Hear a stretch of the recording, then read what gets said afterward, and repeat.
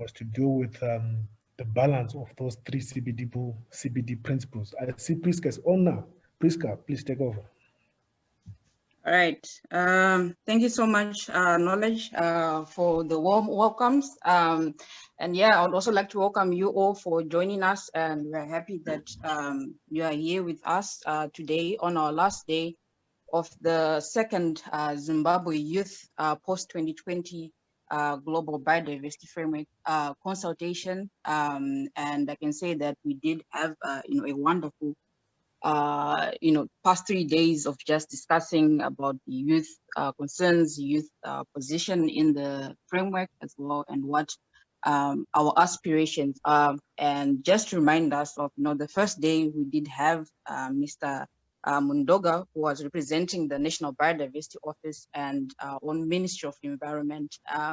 And we are hoping that we share, the outcomes from this meeting with them and to partner with them as young people, to work on biodiversity issues and to ensure that our biodiversity in Zimbabwe is protected. And of course, we'd like to just thank WWF for partnering, the African Wildlife Foundation for partnering with us for this consultation. And as Knowledge mentioned, today we're going to have 3 presentations. One is going to come from WWF, and they'll speak about the new deal for nature, what their position is regarding the post-2020 global biodiversity framework, as well as youth engagement. So this is going to be quite exciting. And of course, we're going to have Knowledge, who's going to lead us on a session on how to be, better youth advocates for biodiversity, and to just give us some tips on how we can do that. And we're also going to have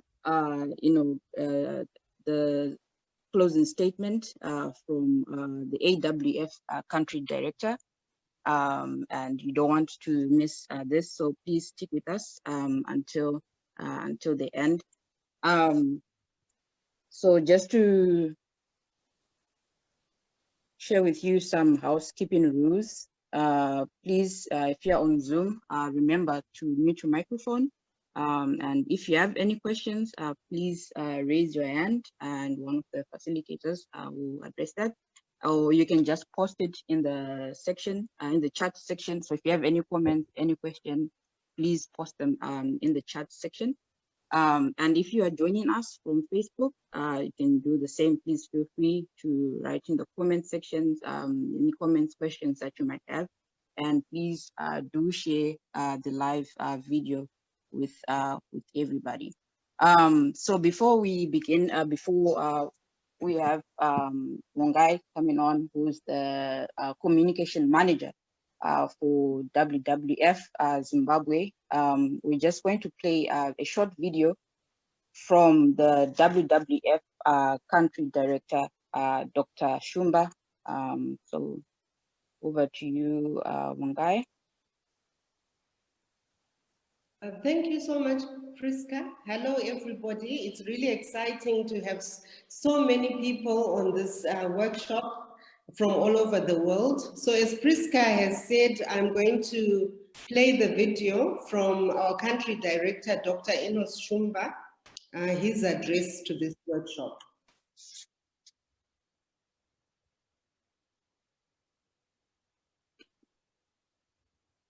I'm trying to share Priska, but okay. I did make you a co-host, so it's not giving me the option. Sorry. Can you try to share from your side? Okay.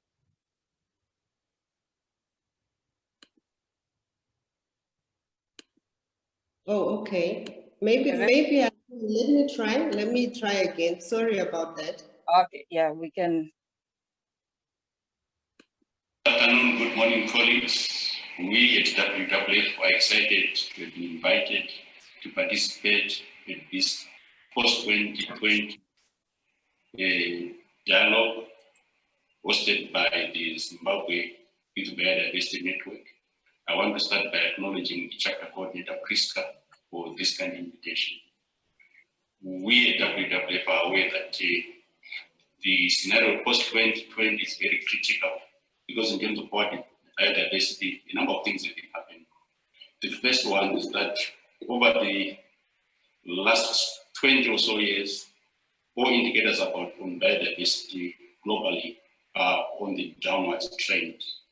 And more particularly so in Zimbabwe, all our big five, for instance, are under threat, which raises a big signal because these are critical for different purposes in our lives. The second issue, which also is key, is happening, is that carbon dioxide emissions are on the increase. So climate change is a reality globally and also nationally. And in Zimbabwe, we're already seeing this. There's a lot of food insecurity happening. We also have poverty levels are rising. And thirdly, we've had COVID-19, which is also causing havoc. And it has worsened the situation we pose in terms of both our biodiversity and also climate change and also livelihoods. So this means that the meeting which you guys are having here is very critical.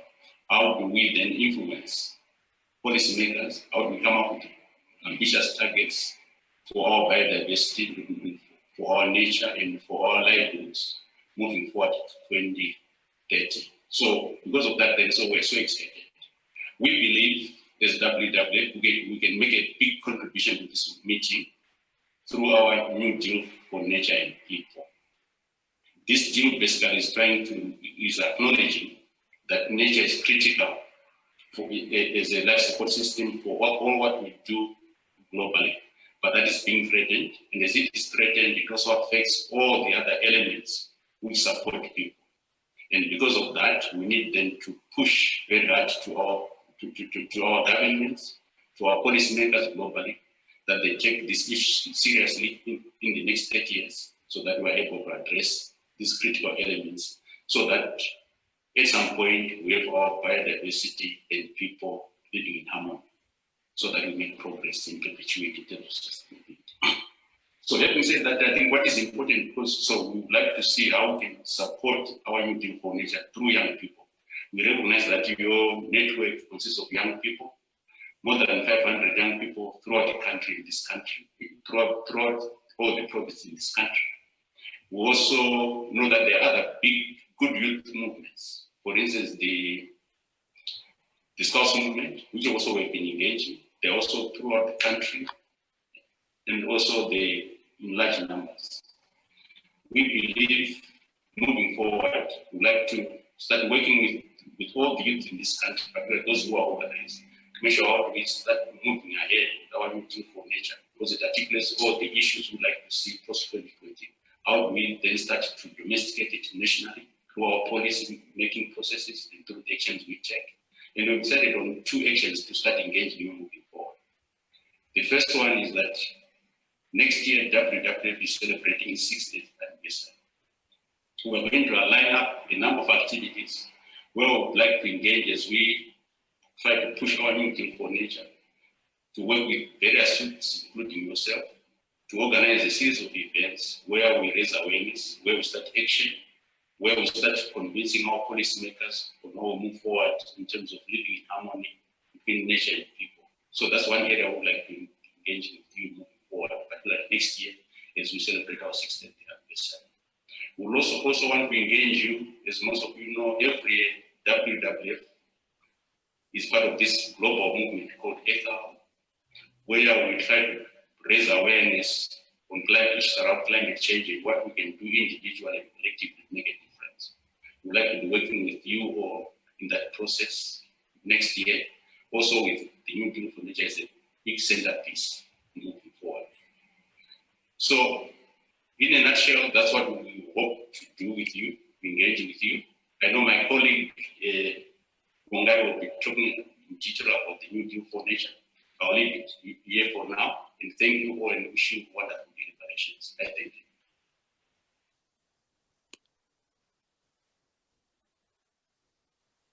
I hope that was clear and everybody could see the video and watch.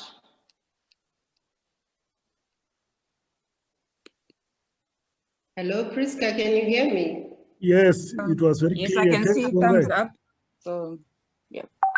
Okay, wonderful. So as Dr. Shumba said, we will now move on to talk in more detail about the New Deal for Nature and People. It's not a WWF project, but it's just emphasis on what we feel as WWF should be the main focus for us as we move forward. So I will share my screen again so that I can make that presentation. And then, like Priska has already mentioned, my colleague Alleta Nyahuye, who is our conservation manager, will come in as well to present part of it. Okay, here we go. Sharing is not always that easy, but I think it's working now. I hope you can all see my screen now. Yes, we can. Thank you. Okay. So I think one important thing that we need to look at as we look at the New Deal for Nature is why do we need to act now? When we look at the 10 top crises in the world or global risks in the world, we realize that 5 of them are actually related to nature loss and climate change. And so I'm sure everybody on this forum is aware and realizes that our planet is in a crisis. So we need to act, and we need to act now. Okay, I'm trying to move this. So what is the New Deal for Nature? And like I said, nature is in rapid decline, and with it, the natural assets that underpin economic prosperity and human well-being. So in response to the science and the prosperity of people, we are calling on Zimbabweans to come together to build a new deal for nature and people. What we have before us, I believe, is an opportunity for us as the environmental movement and our society as a whole. This year, even though, because of COVID, this year has not become the super year we were expecting. But moving forward, we really feel that there's an opportunity for us to be talking more about nature and be contributing more to conserving and preserving our nature. So the vision for the New Deal for Nature and People is to reverse the loss of nature and protect and restore nature by 2030 for the benefit of people and the planet. So the New Deal will actually consist of the adoption by countries this year of a strong mechanism supported by all stakeholders. So we have different stakeholders that we feel should be part of the New Deal for Nature and People.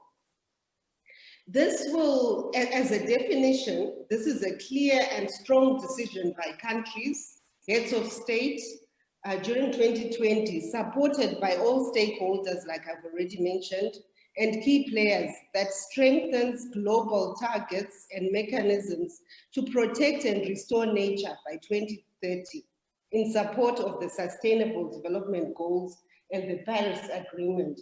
So it should allow different sectors to work together and be effective through the contribution of these sectors, whether it's business, civil society, local communities, via commitments and credible action. And in terms of the process, like I briefly mentioned, we have our vision, which is a science-based economic case, which is based on a science-based economic case. And then we have the state processes involving the heads of states and ministers. And then we have the non-state movement. So here we're talking about our civil society, the public, business, finance, indigenous communities, who then need to push the New Deal for Nature and People and make and help make the complementary decisions in 2020 that will protect and restore nature. So what we really need to understand is that, like I've already mentioned, the New Deal for Nature and People is not a newly created convention. All we are saying is that we need to emphasize on the fact that we need to work together, work more, be more focused in what we would like to achieve in order to protect and restore nature.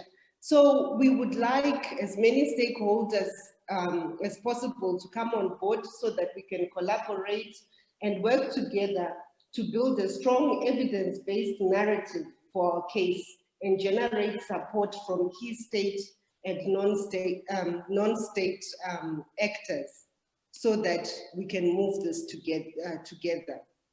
Having said that, I would like to hand over to my colleague, Alleta, whom I've already introduced as our conservation manager, to just take us through our post-2020 biodiversity framework as WWF and what we believe success should look like. So over to you, Alleta.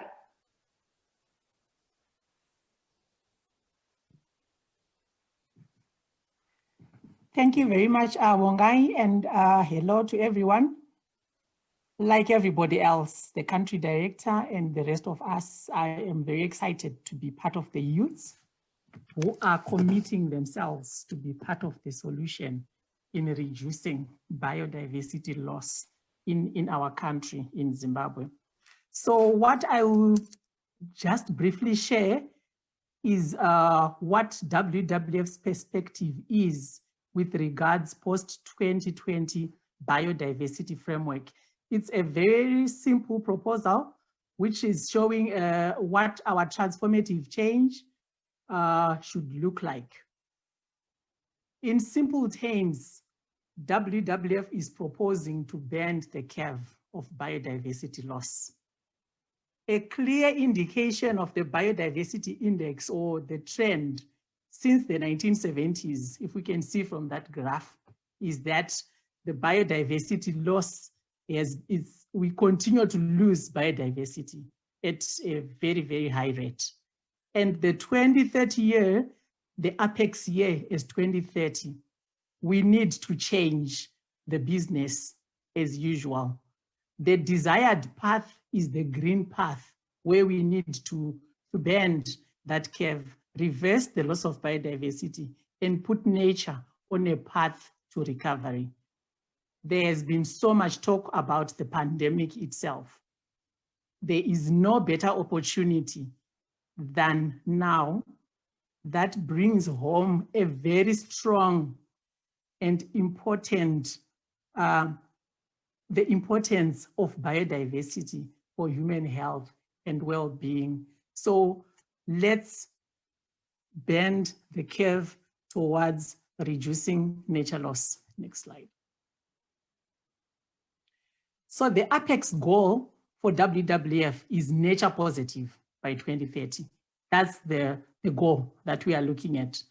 But as we do that, or as we try to achieve that goal, there is definite need for science to lead. We need to quantify our species. We need to quantify our resources. A very good example is what we can see there, the abundance in terms of species. How well distributed are they? What is their composition? How diverse is the composition? And we need to reduce the risk of extinction of these species, whether animal species or plant species. So there is no way we can be able to measure our performances without knowing our baseline. And WWF is proposing that 2020 be the baseline year for us to see our impact. And we need to quantify those so that by 2030, what change has happened from this baseline. We also need to measure our progress, if possible, every 2 years, but that is dependent upon data availability. I know in most cases in Zimbabwe, data is available, but scattered in different institutions, may not be coordinated or lacks reliability. So that will also be taken into cognizance that there is need to have a repository of biodiversity information, a one-stop shop where people can access the biodiversity information to bring the necessary change. So what are these basic elements that are critical to start to bend the curve of biodiversity loss by 2030?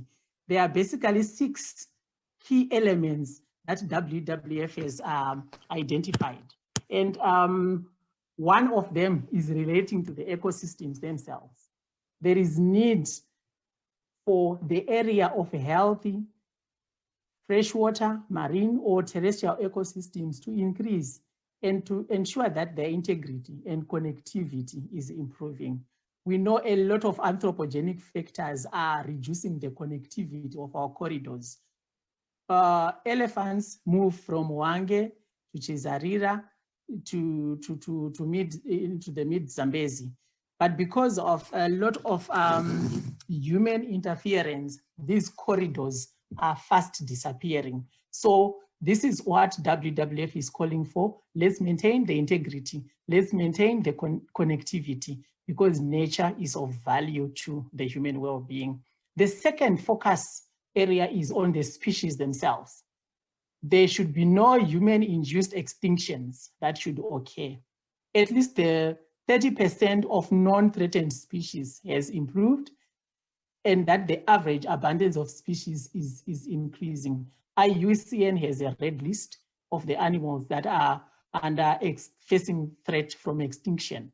So what we are calling out for is, let us work towards or to minimize the rate at which we continue to lose our key species from the face of the earth.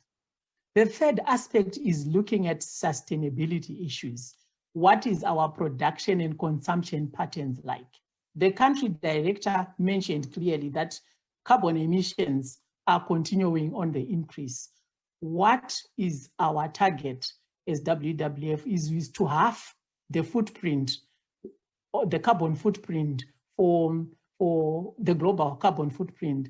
And I am glad that carbon emissions are not just an institutional or company's responsibility, but as individuals who are listening right now, we've got a very good role or responsibility that we can play in terms of reducing our own carbon footprint. Simple matters relate to the food that we consume in our homes. There is a tendency to produce more than we can consume. So we need to be mindful of producing enough food, the food that we need.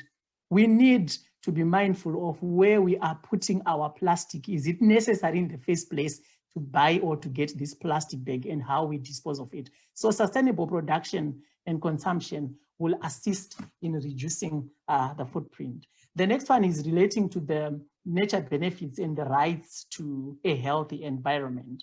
So fortunate that legislation, supportive legislation, I'm glad I heard that in the framework that Knowledge was talking about for the youth, one key issue that came out is relating to the legislation itself, enabling legislation.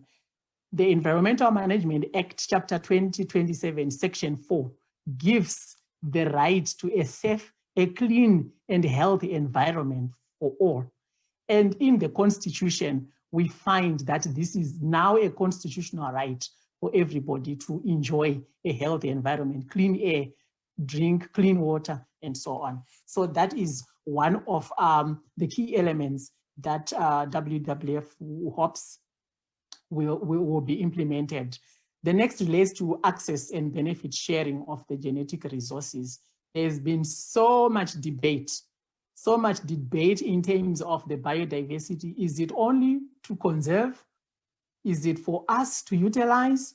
What is this kind of relationship? So we are calling for an inclusive conservation type of a framework where there is the use and access of the genetic resources by the communities who live with the resources or around the resources. So it's about sustainable utilization, it's about sustainable consumption, it's about conservation for improved human well-being. And lastly is another issue, which I am glad also came out in the framework, the issues of the resources and support towards implementation.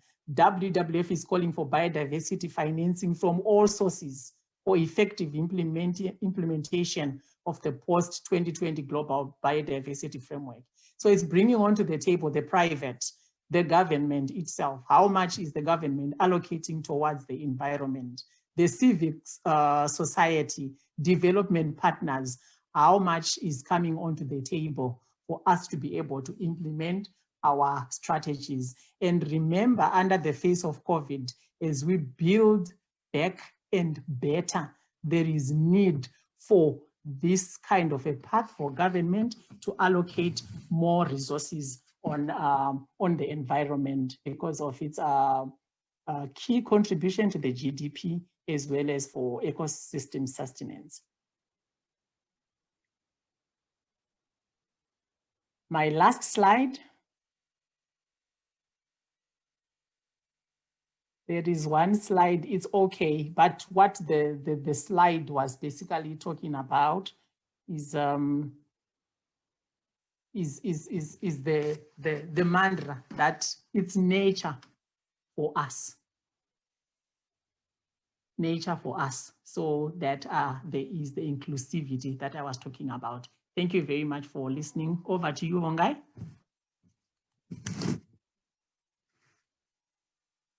Thank you so much, Alleta, for sharing those, what success will look like. So just as some closing remarks based on what we are doing with the youth and what we would like to see happening going forward. I think Dr. Shumba already mentioned quite a number of ways that we would like to engage with the youth, but just to emphasize that we know that we cannot do it without the youth because they make up about 70% of the Zimbabwean population. And as WWF, we would really like to engage more and more with the youth in different ways. As Awa was already mentioned by our country director, we also have some advocacy initiatives that we would like to come up with. We are busy at the moment planning for an advocacy training for the youth so that as Zimbabwe, we can identify a campaign that we can run with and that we can work on as a country. There's also the Youth Manifesto for Biodiversity that we are supporting as WWF, that is being led by the UN. So I'd like to encourage you to sign that as well when you get the chance. I will share in the chat box the link for you to sign that if you haven't already done so. We also have our digital communications products. So follow us on Facebook so that you can see what activities are coming up. But as much as possible, we would like to have youth ambassadors whom we can work closely with so that as we work towards achieving our conservation goals, we can have the youth championing and working closely with us. We also regularly have awards as WWF, which recognize innovation and outstanding work among the youth in Zimbabwe as well as other parts of Africa. And right now we are calling for youth conservation leaders to sign up so that we can have the youth from Zimbabwe also being included in the top 100 young African conservation leaders.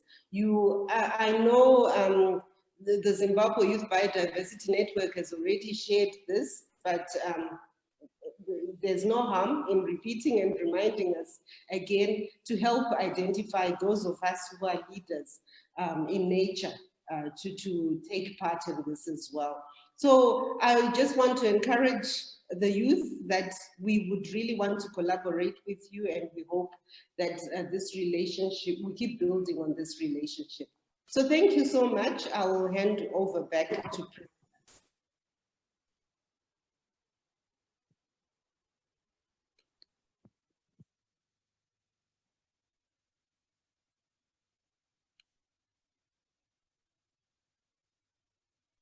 Yes, thank you so much, Vongai and Alleta and Dr. Shumba for giving us that great presentation on the new deal for nature and WWF's Zimbabwe's position, in the post-2020 global biodiversity framework, as well as some of the wonderful opportunities that we have for young people. Especially with the advocacy training, it's always important for us young people to get those skills in terms of how do we actually become effective youth advocates. And I'm happy we're going to have just a little bit of a discussion about that later on in the next coming session. But we are happy that with WWF we're going to have a more extensive training that will give us all the necessary skills that we need. And I also like to acknowledge that Mr. Mundoga from the Ministry of Environment has joined us today. We would like to welcome you, Mr. Mundoga. And we're happy that you are here because this is quite important for us to also communicate with our decision makers, with our policy makers, and also representing the National Biodiversity Office, which is basically in charge of managing all the biodiversity issues in Zimbabwe and under the Convention for Biological Diversity. So welcome, Mr. Mundoga.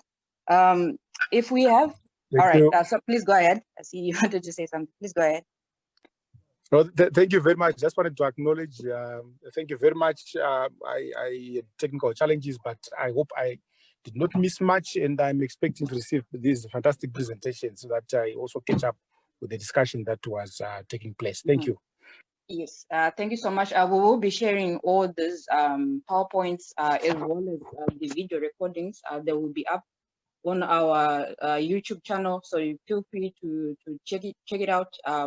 Probably towards tomorrow or Monday, we'll have all the videos up there, so you can follow on the conversations that we were having. So at this point, we'd just like to do a quick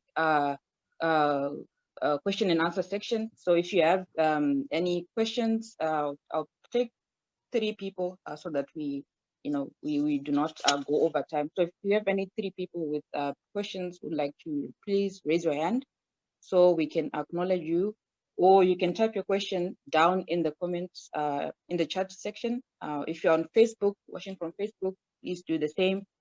We are live on the WWF Zimbabwe page as well. Please go ahead and check that as well, or on our own Zimbabwe Youth Biodiversity Network Facebook page.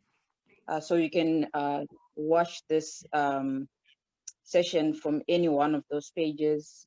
So if anyone has a question, please raise your hand so we can recognize you.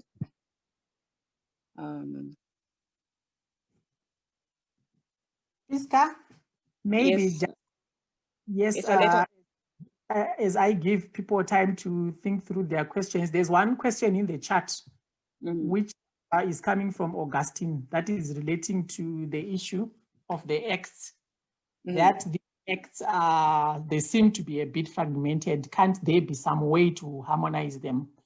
So I just wanted to bring into perspective what the Environmental Management Act came to do or tried to solve. The Environmental Management Act is one of the widely consulted environment pieces of legislation in Zimbabwe. And this is the omnibus legislation which came to harmonize all these fragmented issues or conflicting issues that existed in the environment sector. So that is why this act was created. And in this act is categorically stated that if there is any conflict that arises from environmentally related matters, then that act, which is the Environmental Management Act, shall supersede every other act. So currently, as is, Parks has its act, and it is mandated to manage the Parks estates. Forestry to manage the forestry reserves. But EMA is that omnibus legislation which makes sure that all these other organizations, including environmental organizations, including financial institutions, including everybody, is doing their business sustainably. And Mr. Mundoga here, I'm glad he's here as the policymaker, you could actually add a little bit more of what Augustine is asking about. Thanks, and over. Yes, thank you so much, Alleta. I hope, Augustine, you answered, but if you're not, you can always reach out to Alleta or WWF after this session or ourselves, and we can put you in touch so that your question can be addressed. We also have a hand from Kolisani, so please, Kolisani, go ahead, and we'll give an opportunity to one more person after Kolisani, and then we move on to the next session. So Kolisani, please, if you want to unmute your mic and ask your question.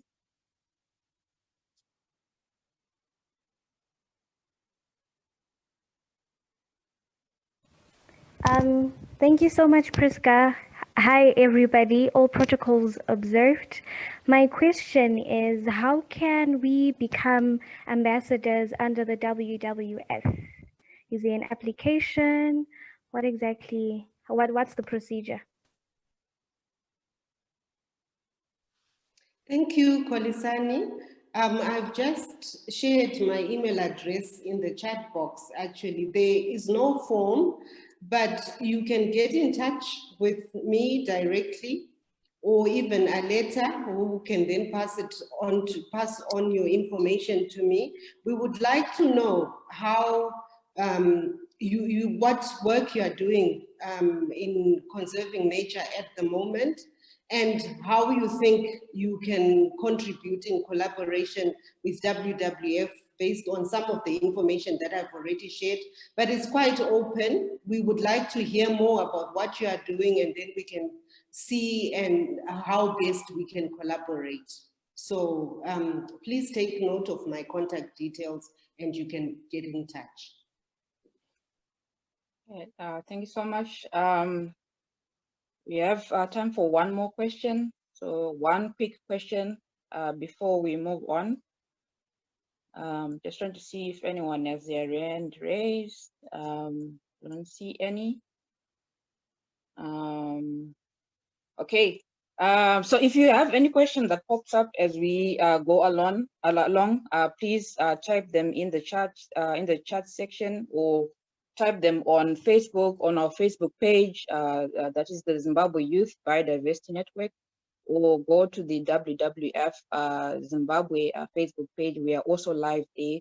So please just drop your questions there, especially the ones that are pertaining to how you can become an ambassador, under the WWF Zimbabwe. So if you just type your question, then they'll be able to see it after this session. So up next, we're going to have a presentation from Knowledge Vingi, who's our programs coordinator